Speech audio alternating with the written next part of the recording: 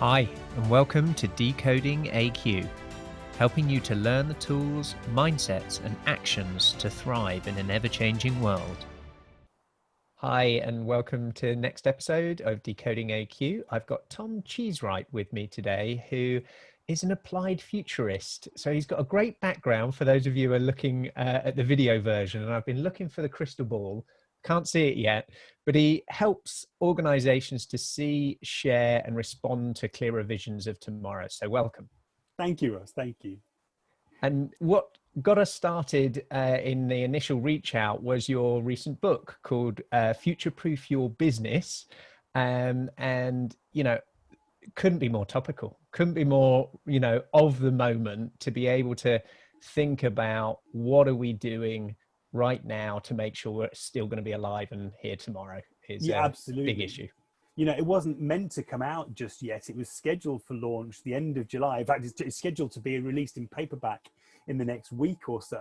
But I got a phone call in April as the sort of lockdown was beginning and the pandemic was really starting to hit from my publisher, and said, look, Tom, we think this is really relevant to the current period. We'd like to bring the launch forward. What do you think about launching it sooner than we planned? And I said, that's fantastic. And this was a Thursday afternoon. And I said, when are you thinking of launching it? And they said, Tuesday. I said, right. This is talk about adaptability. Yeah. How do I turn around a book launch in the space of a weekend, basically? So yeah, it made a lot of sense, because absolutely lots of people are going through that thought process now, and it's really caught a lot of people's attention. It's very pleased to say it's currently one of the recommended business books from the FT this month, because it does feel something. It feels a sort of appropriate manual for the current situation. And I think there's a key difference, between something that is, this sci-fi, sci-fact, futurism, which is this intangible thing just in the vision and imagination of people, to then, well, what's the roadmap?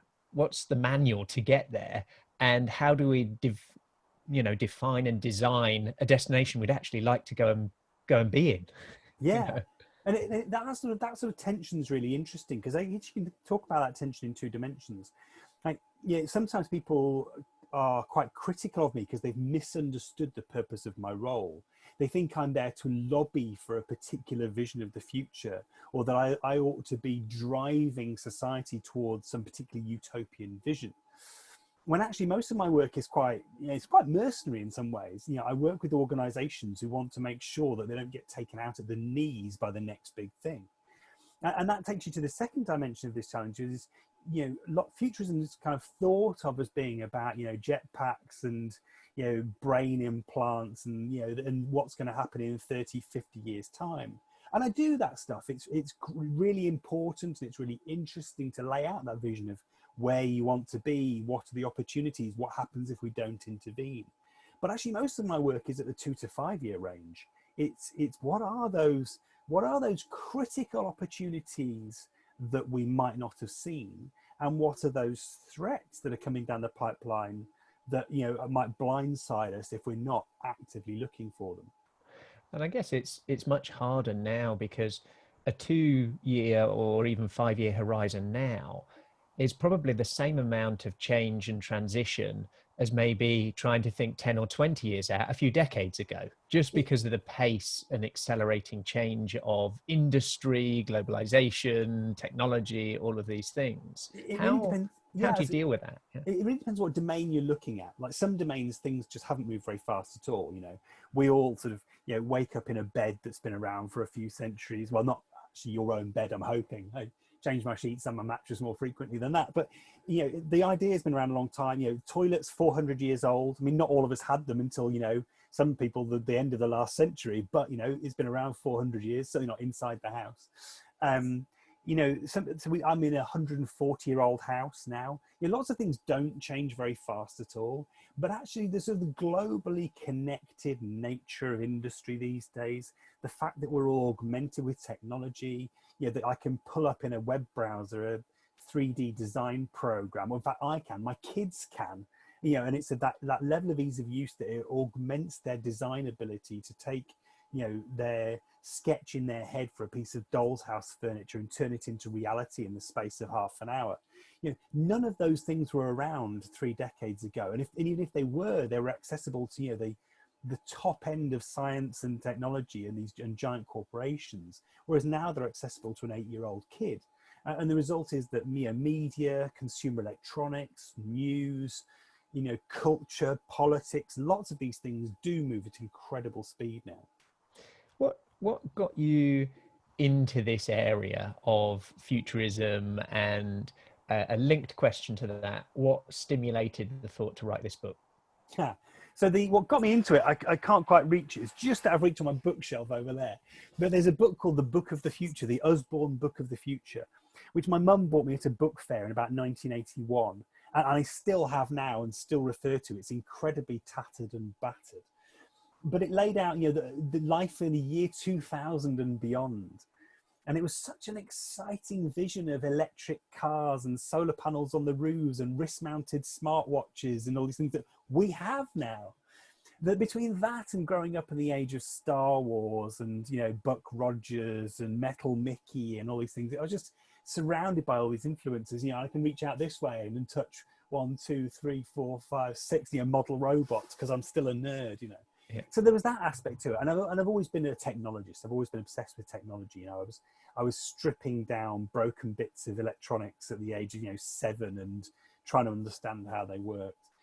And then sort of fast forward to about 2006, I started writing a blog about the future, about technology, society, and geekery. Some of the projects I was doing to experiment with new technologies, some of the ideas I had about that interface between what's coming and what's now and how it affects us. And then fast forward another 6 years, and I came to leave my last business, which was a tech startup. We founded a software business in 2009. I came to leave that in 2012. And it's like, do you know what? I want to make this blog, this passion of mine for what's next, into a business. And to my great surprise and delight, people want it.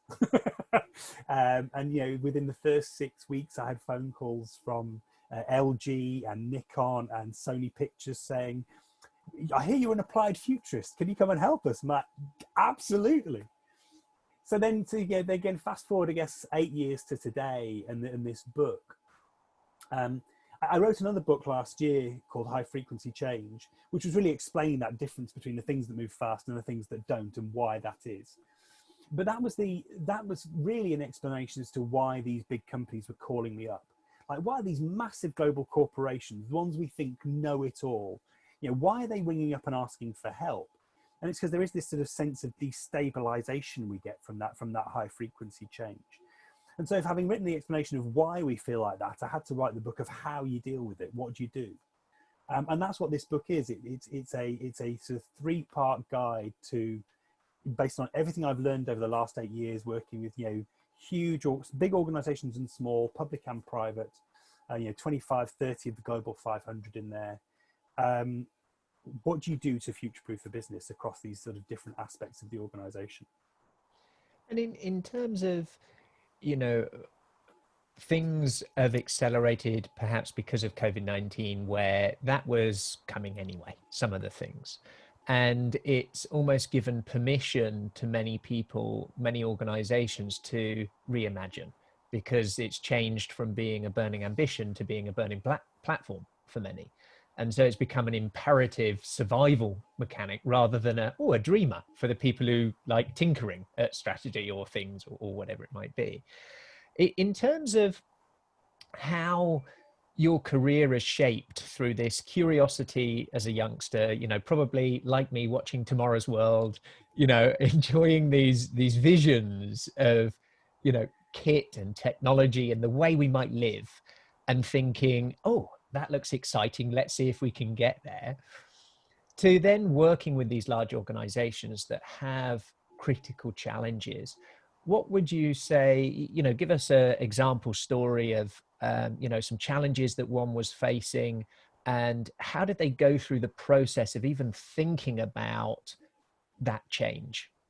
So, I mean, it's interesting because I've been on an evolution over that period as well, from being interested in the mechanics of mechanics to being interested in the mechanics of people and organizations. And, you know, while 10 years ago, so much of my practice was about technology, these days I find myself talking about strategy and culture and all these things. And it's interesting, you know, I still don't think I have the sort of the softer side of that perhaps, but I'm fascinated by the mechanics of how these things are organized. And my approach to answering those questions is quite an engineer's approach. I trained as an engineer originally, and I have quite this sort of structural approach to understanding these things. So you take, for example, you know, one of my favorite briefs ever, which was the CEO of a council came to me and said, look, we're going through austerity. You know, we're losing half our budget. We're going to lose half our staff. We've got one of the big consultancies coming in doing the salami slicing, you know, just chopping things back left, right, and center. And we'll end up with an operating model that we can survive on. But I know that it's not what we would have if we sat down with a blank sheet of paper and designed a local authority fit for the 21st century. So here's a blank sheet of paper. Design me a local authority fit for the 21st century. And so I worked alongside his people inside this big consultancy and looked at what they were doing and interviewed loads of people to understand like what was structurally wrong with the organization that meant it couldn't respond, that it couldn't operate with the level of efficiency it wanted, that it couldn't actually, you know, meet the needs of the people they were so desperate to serve, you know, the people in need of housing, the people in need of adult social care. And you look at the structure and you realize that this organization has grown organically, like so many organizations over years and decades, where it's very sort of siloed, like these very individual silos operating side by side. And it's been structured from the top down, so that you've got effectively one leader. You've obviously got a bunch of councillors and one leader, and then 93 different touch points for the most important person in the whole process, which is the service user, is the citizen.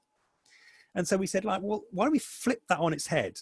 We don't really care if we have, you know, lots of independence and autonomy at the edges between these different organizations, as long as you've got a coherent interface for the citizen who can navigate this easily. And in doing so, you strip away so much of the cost and complexity from operating this organization. So we created this sort of ring model with the citizen at the middle, a single unified user interface for them between them and any service they might need, a coherent data layer that allowed them to share information across the council with appropriate privacy protections, and then you're operating bits outside on the outside, which some of which will be public, some of which will be private, as they already are. And now we didn't get to implement that fully. We're talking about a radical, you know, 25-year transformation of a local authority, but it drove a lot of different decision-making in terms of how things were structured. So one really good example was they had the skills of communication distributed across the organization in tiny little pockets and pots. You know, people with, you know, one person with a part-time job trying to do all the communication for an incredibly complex, difficult, and, you know, critical part of the organization. And so we said, look, why do we build effectively an internal communications agency to bring these skills of copywriting and design and communication together and treat all of these people like clients? So you build up client expertise, you know, and effectively bring these skills together. And so what we ended with was a much better resource for communicating. And and what the result in the past was they did an audit, found they had something like 200 different Facebook pages, none of which had any oversight. And you talk about a political organization here with Facebook pages with no oversight, no safeguarding practices. All of that can be brought in, under control of a group of people who've got the expertise, the time, the skill, the legal knowledge to run it properly. And so, it was a direct example. Even though we couldn't achieve the full scope of our ambition, we could make some critical changes based on that futurist thought about what does a future organization look like, that drove what you called that roadmap, those steps along the way. And there are loads of other examples. You get to work with such a variety of organizations. Sometimes it's behind closed doors and you can't go and talk about it. There are some corporations I'd love to talk about the work I've done with them, but it's just not allowed. I can name the customer, but I can't say what we've done. Google. And then you've got ones where they're really open about what you do. So, going in and talking to BMW, BMW, an organization that's built its success based on continuous optimization. How do we do better tomorrow what we did yesterday? and now is teaching all of its leaders this idea of ambidextrous leadership, that actually you've got to keep doing better tomorrow what you did yesterday, but you've also got to have, in the other hand, the idea that what we do tomorrow might be something completely different, and you've got to be the person that drives it, and you've got to learn those skills of entrepreneurship and innovation. I think that's one of the classic conundrums at the moment, is the challenge between exploitation and, exploration. That you've developed something that is providing value yesterday, and you want it to provide value tomorrow, maybe a bit more and for a longer period. At the same time, there's going to be a disruption point where it's somebody who went and explored something entirely different and brought that back to the mothership. And that's the challenge of all organizations through their various horizons of product and innovation. I'm interested, often the challenge that I've observed is not in the thinking, it's in the when it comes back to reality. When you click your heels and you come back to Kansas and realize there's so much often legacy in thinking, in processes, in structure. One of the big things I've been curious about and interested in is the concept of unlearning. I don't know if you've come across Barry O'Reilly's book, Unlearn, and this view of one of the biggest barriers to, big change is past success. And even when it's, marginally successful, you're getting a little round of applause from it. If all the applause stops, it's easy to stop it. But if there's just a little bit, the odd pat on the back, the odd stroke to say, yes, that still works, how do you think about that challenge? Have you seen it? And what are maybe some examples to break through that? So I talk about humility a lot. I think most of us, when we've been in our careers, certainly when you get to sort of leadership level, you've been in career 20, 25 years, 15 if you're, well, depends what you call leadership, but really sort of C-level leadership. You've been in post 20, 25 years at least, and you've probably been in or around the same industry a long time, and you feel like you know it. And one of the most common things I go in and I talk to people, they'll say, but I know you work with that in that industry and that was really interesting, but this industry is different. Things like that don't work here. Our customers don't want that. And you hear the same things every time. I mean, I literally heard a version of it yesterday. You hear it over and over again. And you've got to break down that thinking, and you've got to force people to accept that however much they know about the world they think they're in tomorrow, it only has limited value in a world that looks completely different, in a market that looks completely different. And you have to teach people humility. You have to teach people, you have to remind people how little they know outside that narrow aspect of their own domain. And then, the way I do it, the thing I recommend is actually getting a new hobby. I was enormously humbled by learning to roller skate a couple of years ago. My kids wanted to do it, so we started going to the roller rink. And I could get round the rink. I could just about sort of stand up and move. And then there are these 8-year-old kids, 7-year-old, 6-year-old kids, shooting round backwards, upside down, doing cartwheels in their skates. And you're like, I'm a 40-year-old man and I am getting left for dust by children. And not only that, there's a guy in his 70s over there, sashaying down the rink looking ridiculously cool. And all of these people who you naturally put yourself ahead of when you're inside your own comfort zone are suddenly your superiors in so many ways. And the first thing is it makes you feel humble. It makes you think, it makes you realize how little you know outside that narrow aspect of your own domain. And the second thing it does is it reawakens those learning muscles. So I don't know about unlearning necessarily, but it makes you hungry for knowledge. If you've got any sort of competitive instinct, it starts making you go, well, I want to be able to do that. And you start, getting those muscles going. And it doesn't matter if you're learning to roller skate or learning to operate a business in a different domain. The learning muscle's the same. That hunger for knowledge, that curiosity, that ability to qualify information, to seek out the gaps in your own knowledge and fill them. It's exactly the same. So the first thing I say to people is, if I hear that a lot, it's just go and get a new hobby. Go and learn to roller skate. Go and break some ribs like I did, and learn the hard way. And to do learning, I've had this conversation before on a couple of podcasts, that the difference of knowledge, which brings confidence, to learning, you have to have vulnerability, because you're, acknowledging that you don't know. And so for leaders, that's a place of, yes, you need humility, but to have curiosity, to accept I need to learn, for some is destabilizing.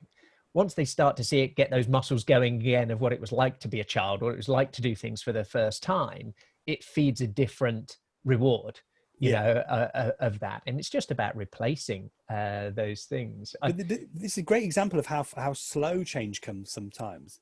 So, Mavericks at Work was released, I don't know, 20 years ago. I can't remember how long it was ago, a long time ago now. And so much of that was about, going to, I think it was the Whedon and Kennedy CEO, going to work a little bit stupid every day, accept that you don't know, your best leaders ask loads of questions, not, point the direction. That's, it's only now that that's starting to be adopted more and more by the leaders I meet. And there's a level of self-selection there. If somebody's picking up the phone and ringing a futurist and going, I don't know, sure, they're more likely to be the sort of leader who's going to say that to their own staff. But I am seeing it more and more, that acceptance that you just have to ask questions and accept that you don't know all the answers. And I guess some of this, like life, it's timing, it's contextual. So where a future in a linear space, how much ambiguity or uncertainty there was, to one which is exponential and everything's uncertain and it can change in the matter of, days, weeks or months. And that, I'll go and revisit what, might have been thought of put you in a padded cell a couple of decades ago, might be now the very thing that people are holding up, at the top of a pedestal of things.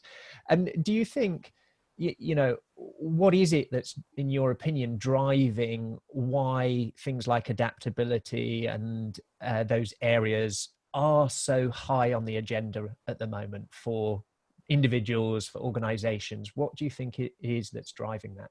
This has been brought back to me. I've been working on a campaign with the Daily Express actually recently called Protect Your Future. And it took me back to some research I did last year for the launch of High Frequency Change. And we surveyed 2,000 adults across the UK. And 69% said they feel like change happens faster now than it did 20 years ago.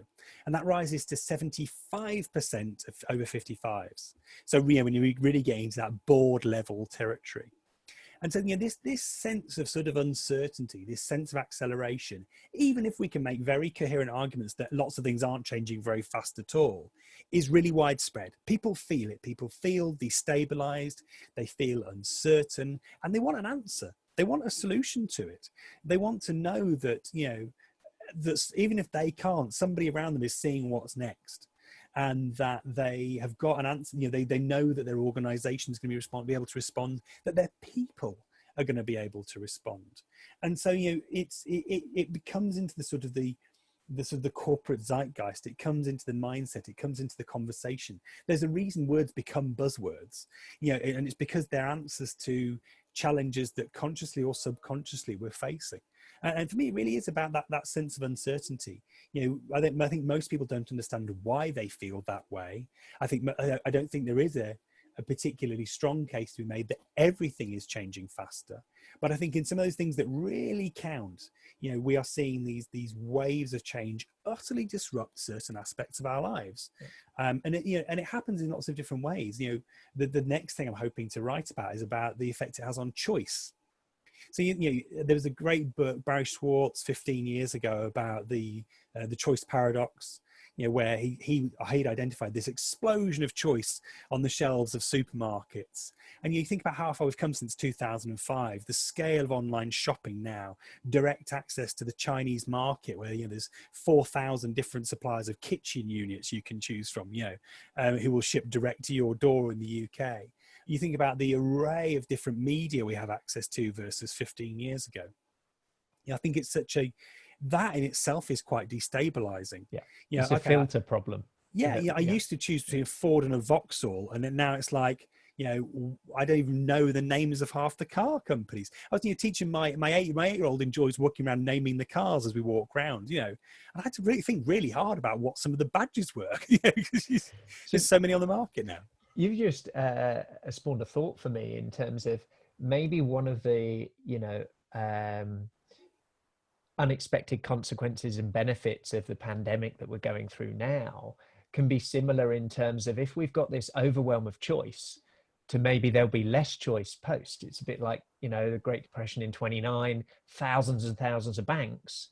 After that event, very few. In lots of places at the moment, many won't survive. We're seeing them across retail, across every sector, travel industries. There's going to be less choice, perhaps.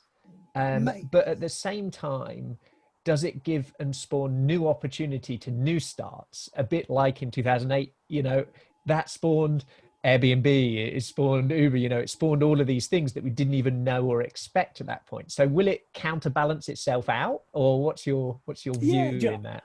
Yeah, first of all, I'm thinking about cars now. I'm thinking it's probably not the best example because there's lots of car companies that don't exist anymore. I'm thinking about classic car companies, but I think are we going to see some consolidation? Absolutely. Are we going to see a whole, probably 10 times as many, like a hydra? We'll cut off 2 heads and 4 will take their place, because the cost of setting up something is so low now. I think again, I started my own first business 15 years ago. I needed the support of my accountant to get registered at Companies House. It took me 6 weeks to get a bank account. Building a website, I would have had to either, buy a CMS or write a CMS in PHP and write the website in HTML and CSS. If I wanted to sell products, finding a supplier would have been literally ringing up through catalogs or finding, wholesalers. Yeah, and I frequently say to people now, the biggest risk when you'd had too many glasses of wine used to be that you'd buy something stupid on eBay. There genuinely is a serious risk now that you wake up in the morning with a bit of a red wine hangover and find that you've started a business by accident, because it's just so easy. Half a day and you can do it. Right, yeah. 13 quid to register your company at Companies House online. Set up a bank account with Tide. Free, instant, nearly. Upload a couple of bits of ID. Find a supplier through Alibaba, set up a website through Squarespace. Well, it's like so easy now, compared to what it was even 15 years ago. And people will, and they might be micro businesses, they might be absolutely tiny, but that doesn't make the challenge of navigating them any easier. No, it brings me to the Jurassic Park quote. Just because we could, we didn't think whether we should. And I guess in this future ready business where everything is a could, the challenge then often is the filter of what is the should. So in your kind of this manual and this how-to guide, what are some of the principles that you use to help people make those decisions of all the noise, all the things that could be done, all the ideas, any idea is a good idea type culture, to what should people be doing and how can they make those decisions well in complex teams? This is a really interesting example of the division between my sort of mechanical approach and a more sort of philosophical approach, because I don't really tell people how to differentiate. I tell people what the mechanisms are for making better decisions. And I really talk about 2 ways to do that in the book. One of them is get better information. Like one of the things I find consistently when I go into organizations is that information moves really slowly and it's generally really poor quality, and it quite often gets corrupted as it flows through the organization by a sort of an instinctive CYA instinct, cover your ass instinct. It's everyone just makes the Chinese whisper. Right, but it's not corruption. It's just, oh no, but I didn't see it like that. I made a slight tweak to the way things were presented in this spreadsheet because actually that wasn't really a fair representation of the information. But that happens 3 times. By the time it reaches the decision maker, it really doesn't say anything at all. So the first thing you can do is you can accelerate decisions, and improve the quality of the data and the way it's presented. And the second thing you can do is actually change who makes the decisions. So there's this. We are hyper centralized, both politically and corporately. In the UK is a particularly British disease, but it's true globally, but I think we're particularly bad in the UK, where we're sort of constantly passing the buck up the chain until somebody gets paid enough to take a risk takes the decision. And actually we need to reverse that flow and let people at the edge of the organization take decisions. And this is where we do get more into the philosophical, because when you get to people at the edge of the organization, they're generally closer to the customer.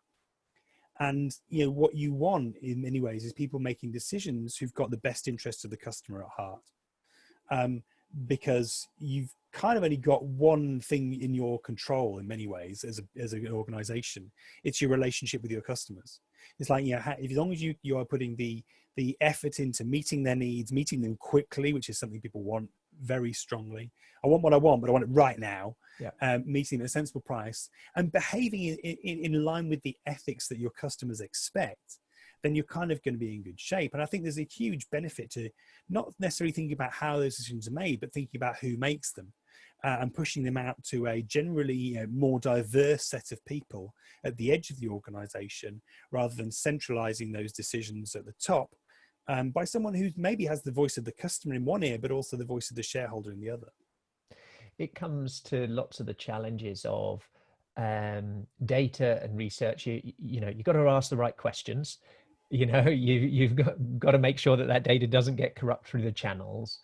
And sometimes, the customer doesn't know what they actually want or need. And so having the strategic or leadership or expertise to analyze that, and the difference between meeting a need or predicting and anticipating. And that's, I guess, some of the challenges. I remember years ago doing a talk, and I was explaining about a project that Amazon were doing. And I found it fascinating at the time because they were experimenting, and it was where, customer also bought this, or they do behavioral tracking and present you things that they think you might like in a virtual world, right? Online. It's in Cloudlandia, so the cost to do that and present it up is some algorithms. And here you are, Tom. I know you're working on 3D printing something to do it. I'm going to present you up something that I know you're going to buy.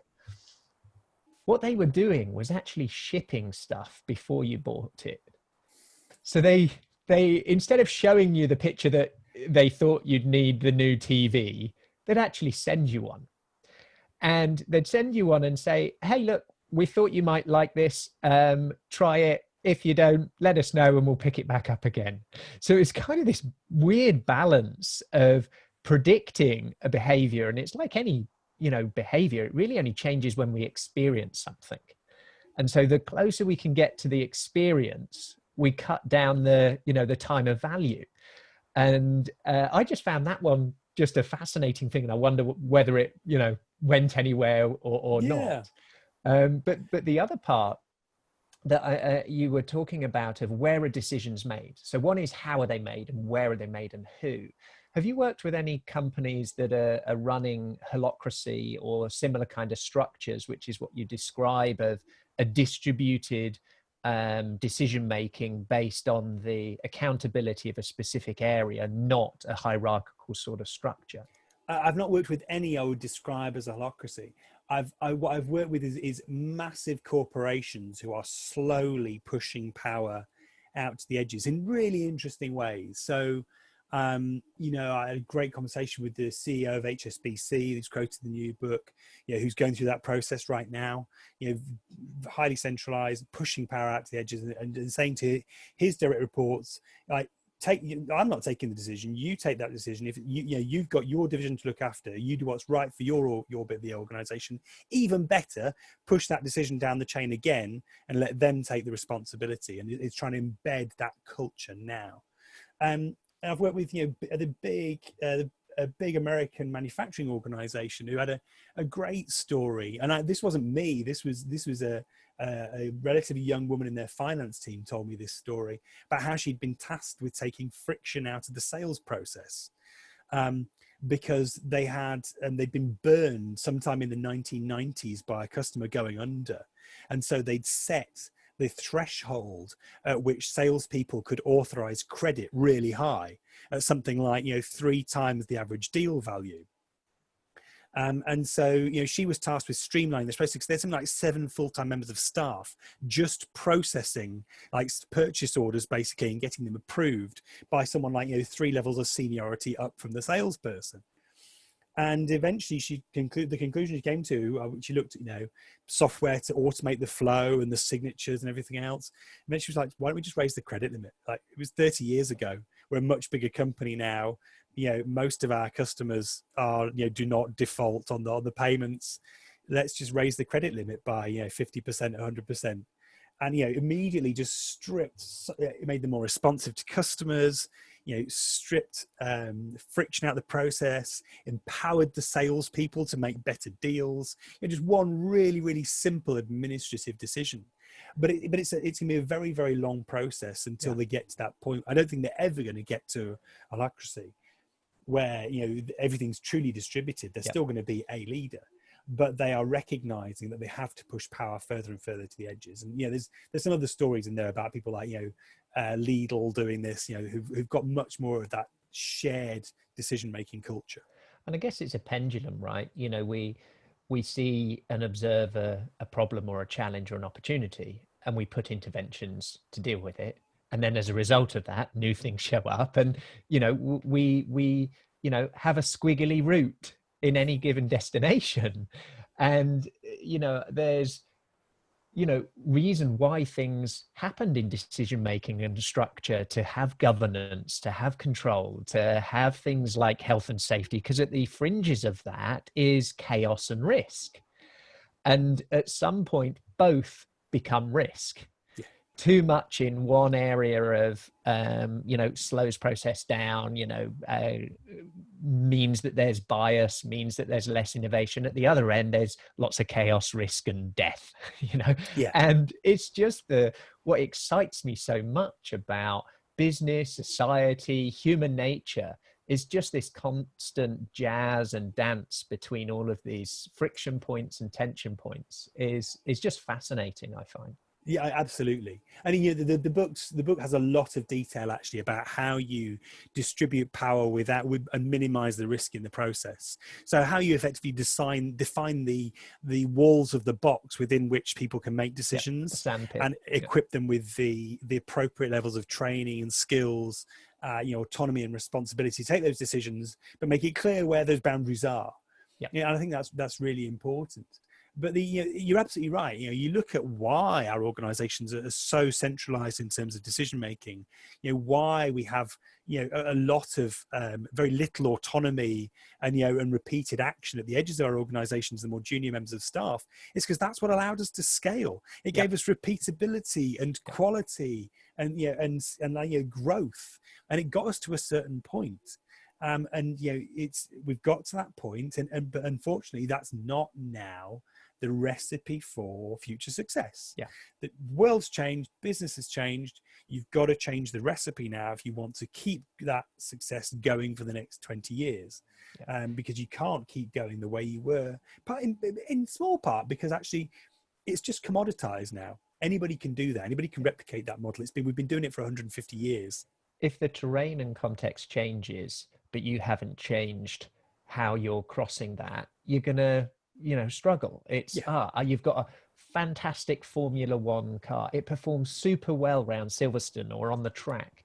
Take it and stick it in the desert, probably won't perform very well. Take it and stick it in an ocean, and it's not going to be very good. And I think there's many businesses that have been optimized for a terrain and contextual world that now no longer exists.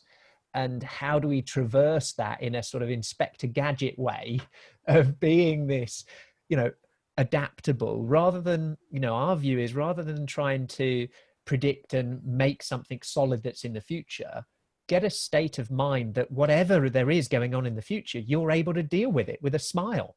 You're able to deal with it with optimism, with hope, with positivity, whatever that event that takes place, and the shift of things happening to you, but for you, irrelevant of whatever the event is. It's your mindset that you bring to there. I'm interested in terms of, from an engineering background and mind, and you mentioned this almost tension in your own approach between the analytical, mathematical, and engineering, and then the humans who come in and mess it all up, and it's great in theory, it works really well in practice, I've done all the mathematics for it, and then we give it to a human and it goes off in a completely different direction to where we thought. What are the kinds of human skills you think are going to be most essential for success in the future? So it's interesting you use the analogy of a car in the desert. I always talk about footballers. There's if you took the best Premier League, the best first division footballer from the 1970s and drop them in the Premier League, they'd struggle miserably, because however skillful they were, they just wouldn't be equipped for the modern game. And the same is true of business, and the same is true of people. I think, you look at I talk a lot about the structure and the sort of components of a future ready business, like we feel like the corporate mindset. I think you're absolutely right. Those individual skills are really important, and I focus on three. And we came up with this thing called the 3Cs in a research project I did with the Institute of Chartered Accountants a few years ago. And it's really stuck with me, and it's really resonated with a lot of people. Because the first C is what I call curation, the ability to discover and qualify information. And that starts with the gaps in your own knowledge, but goes on to be, what are the basic skills of research in the modern age? The ability to find information, the ability to qualify it, to differentiate fake from true, and absorb it and turn it into something you can use. Yeah, I think that's absolutely critical. And we really should be developing those skills. I'd love to see a much greater focus on those skills of research and qualification at school than I see at the moment. The second one is about creativity. You've got to be able to synthesize something new. And again, it's one of those things we seem to think creativity is innate, that, there are creatives who can draw and paint and make music, when actually, you look at the business of creativity, and so much of it's about trying something, failing, learning from failure, iterating over and over again. It's about, recombination. It's about, bringing different disparate ideas and people together to build new things. And I think if you can create stuff in whatever form it may be, whether it's words or pictures or products, incredibly powerful and hugely important. And the third one is about the ability to communicate. If you can't sell those ideas to somebody, if you can't listen to somebody about their own ideas and draw them into your own, then you're going to fail miserably. And I think if you can focus on building those 3Cs, it's a critical skill set for adaptability. I can listen, and I can learn, and I can see the gaps. I can build something to fill those gaps, and then I can tell people about what I've built. I think that is a very, very robust set of skills for an uncertain future. I like that. And it's interesting, in our early model, we were trying to assess a whole host of different dimensions and see, which ones were noise, which ones actually you couldn't measure, all of these things, and building on a lot of research that had been done over decades. And one that you just put on there about learning drive covered this kind of view of, how do people seek information? Are they seeking to just, in biases, qualify what's already known? Do they explore new? And this aspect of mental flexibility, the art of debating, to be able to, irrelevant of what I might believe in, can I sit on that side of the table and that side of the table and equally give a good, account? And can I do that in myself without going crazy? Can I hold two disparate, aspects of a thought, of a solution, of information, and explore that without, as I say, being crazy? It's a Fitzpatrick thing. And that mental flexibility linked to this curiosity of, in a world where we have such volume of data, answer to everything, whether it's a Google, an Alexa, or whichever, we'll be able to know the information. If I'm, had too much red wine and I want to start up a new business, it will be able to do all the feasibility to say, where's going to the best foot fall, what's the best location, what's the best product, all of those things. But what it won't help us do is ask the right questions. And that rigor to train, to educate, to build that skill of asking really good questions. Because it was one of the things that I think, to be honest, used to piss my teachers off so much. It's because I would always be asking questions. And okay, as a child, it was probably with the wrong intent. As a child, it was probably mixed up with the intent of, I think I know more than you, Mr. or Mrs. Teacher, and I want to, catch you out, rather than a genuine, I'm wanting to know more. But I guess it was probably a mix.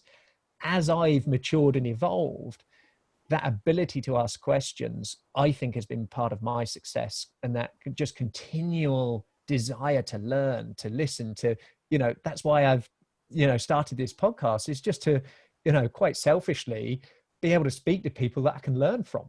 And, it's a great way of doing that. It is the best part of this job, I've literally just started a project on the future of healthcare. So I'm now diving into resources about the future of health and how operating theatres are run and how hospitals are run. And then, last week I was writing about the future of work for Poly, what used to be Plantronics and Polycom. I often tell people, and it's absolutely true, I once went from supermarkets to super yachts in the space of a week. And one minute I'm in the boardroom of a big logistics company talking about how they deliver plastic bags to supermarkets, and 3 days later I'm in Kitzbühel meeting the world's leading super yacht designers, talking about what the changes in culture and technology are going to mean for the future of the super yacht. It's just fascinating. And I can be this sort of butterfly just going and landing on different things constantly. And it's the mental dexterity that you've now layered on top, and where many who don't experience that think that's complex, but it's not actually. There's methods are many, but principles are few. And the principles apply to be able for you to show up and add value irrelevant of whatever the context is, and it all adds to that is we choose what we do. And each day we get up, give ourselves permission to create a future version of ourselves. I want to pick up on a couple of bits. So have you come across Startup Health yet in the US? No. So you need to I wonder if I've even got a copy of one of their, they went old school last year in terms of producing a magazine. Can you believe it? So Startup Health, it was founded by a couple of friends of mine, now Steve Crine and Unity Stokes. They have maybe 400 individual startups as part of their what they call health transformer army. They orbit around 11 or 12 health moonshots. Okay. And then all of these innovative startups from around the world apply to become part of this community. I was there in California at the beginning of this year at their conference. Absolutely phenomenal about how they are completely transforming what is essentially sick care, not healthcare, to reimagine that. So I would definitely look that up as an organization. Startup Health, fabulous. I was fascinated. He went with another friend of mine, Peter Diamandis. Not sure if you've come across him. But they went to the Vatican to discuss the ethics of longevity with the Pope at an event. And it was, really quite profound, because you have people like Peter Diamandis, who founded Singularity University, HLI of Human Longevity, doing lots of work in extending our health span. And the other one, have you read the book called Lifespan? David Sinclair, I think. It's a fairly recent one. It's out in my lounge. But he was presenting at the recent A360 Abundance Conference I was at in January. Fascinating areas of what's going on in all of these random pockets around the world that, it's very, deceptive and then becomes disruptive. It's interesting. I've been writing about life extension recently, because in light of the recent news about the speed of population collapse, where we thought the median projections were population topping out at the end of this century. Actually, it's going to top out about 40 years before that, 2064. The new estimates say different people doing the estimates. So, you can't, not necessarily directly comparable statistics, but top out about 1.5 billion lower and 40 years earlier than we expected, which means the shift to an aging population is going to be much more dramatic than expected. And the populations of places like Spain and Portugal and Italy halving, in the space of 50 years. It's going to be incredibly dramatic. And one of the answers to that is, what, as you say, how do we increase the health span of people? Lifespan's one thing. Actually, what we want is, let's be honest, economically productive years is what we need out of people if we're going to manage this transition to a much older population. And I think it's productive in all senses. Economic to actually self-fulfilling. that they feel, we all want to be able to be contributing, we feel loved. We can all stay fit climbing Maslow's hierarchy. Yeah, could be. So before we go, I have to ask the 3D printer in the background. What is it that's printing? Tell us about that, because I've been fascinated by it whirring away in the back. So I'm building an electric car. Well, rather, I'm converting a car to electric. I can see it out my little window here, a slightly rusty but very cheap BMW Z3. And I'm replacing the petrol engine with an electric motor. But the tricky bit of that is you've got to couple the electric motor to the gearbox or the rear wheels somehow. So on the 3D printer at the moment is version 2 of my designed coupler to link the electric motor out of a Mitsubishi Outlander to the gearbox of a BMW Z3. And I'm really, really hopeful that version 2 works, because it's been a 24-hour print to get there. Fantastic. I like you said, it has shifted from in the hands of the governments and large corporates into the hands of 8-year-olds and 40-year-old tinkers who want to, have fun playing with their, different things that they have to make them fit for the future that they want. Absolutely. And I guess this is the existential piece, is that, we've talked about choice, we've gone in lots of different places, but essentially the opportunity to give ourselves permission to continually ask questions and to reimagine and have fun doing it. The barriers are lower than they ever have been. If you've got the opportunity, why not? Why not jump on finding those answers? Because that's the most fun thing as far as I'm concerned. And in all your work, all your bits, if you could give 2 tips that would help people, they've listened to this, they've found it interesting, and they go, okay, so I get all of that. What do I need to do differently or more of that's going to help me build a future ready business? What would you recommend they start with doing? The first one is carve out 1% of your time to think about the future in a structured fashion. That's roughly 1 day every 6 months. Doesn't sound like a lot, but most people I know are horrified when they try and work out where they're going to find a day. But just do it. Start with a day, 1 day every 6 months. Use a structured process like one in my book or others, just to focus on the future. The second thing is those 3 C's we talked about, developing those skills, the ability to curate, create, communicate, as well as giving you humility. Getting a new hobby is a great way to develop those. A new hobby, because it does all of those. Go and get a new hobby. Doesn't have to be roller skating, although I hear that is very cool these days. But go and get a new hobby. I have to share one last thing before you go, Tom, is that I was given 40 things to do when you're 40. and what I love about it is, this concept. Years ago, I wanted to set up a company. I don't drink red wine. In fact, I'm teetotal. If I had, maybe there'd be many more companies. But it was around the concept of firsts. What have you done today for the first time?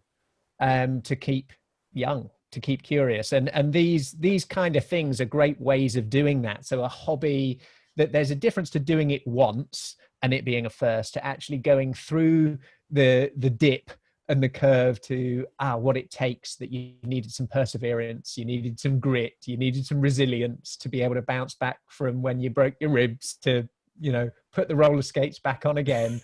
So all of these things that do things for the first time, and build some resilience by, when you do it the first time and it doesn't work, have a few more goes. That'd be lovely.